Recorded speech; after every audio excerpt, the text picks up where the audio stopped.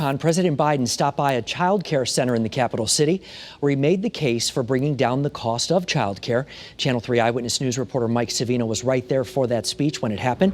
Mike is joining us live right now with more, including why this was so important for the president. Mike?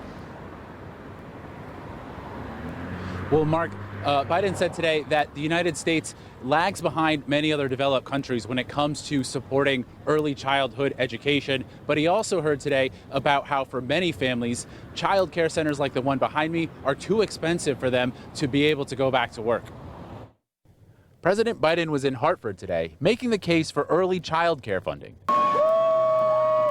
Biden visited the Capitol Child Development Center, where he was greeted warmly by the kids and the staff. But the director also told him about the troubles her staff is facing. You're only seeing a fraction of what we have the capacity for.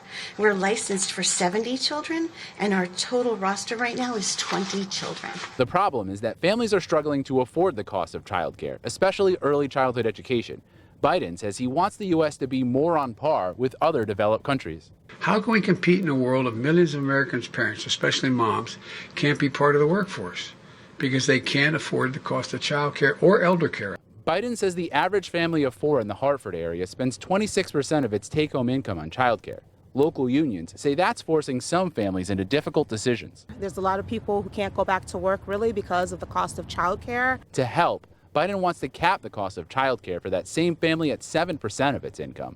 He also wants to expand the child tax credit and provide 2 years of free community college as ways to help the middle class. When families have a little more breathing room, America has a lot better shot.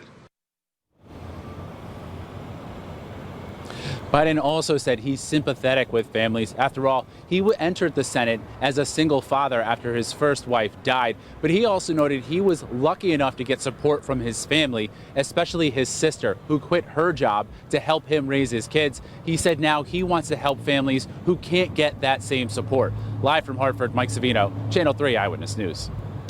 Okay, Mike, thanks for that report. And we